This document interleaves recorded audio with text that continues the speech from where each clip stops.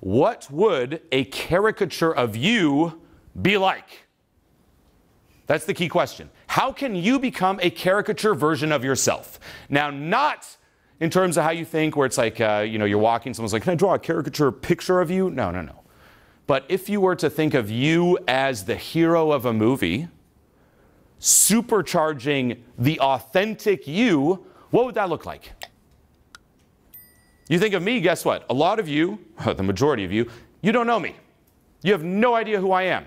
You know the caricature supercharged version of me you see online.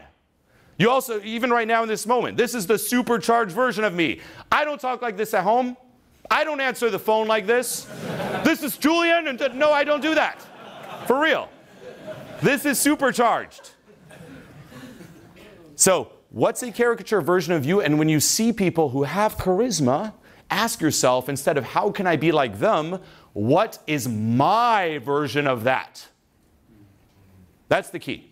Even in terms of the content, it's not about that. It's if I say something, for example, that I find funny that makes me feel good, what you should be thinking is, well, what could I say that would also make me feel as good? That's the question. It's always bringing it back to you, turning the mirror around. What's my version of that? If you think of me, and even for those of you who follow me for a while, right? Like who's known about me for over 5 years? Raise your hand.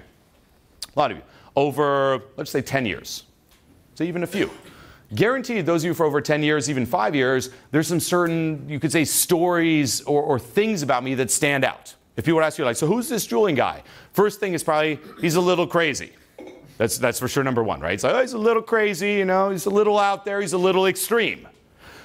I was always extreme. Even before all this, as a kid, I was extreme.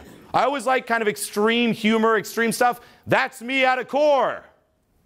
It's not something new. That was me, and I supercharged it. I brought it into my personality. I brought it into my brand. I harnessed it, and I based it on authenticity.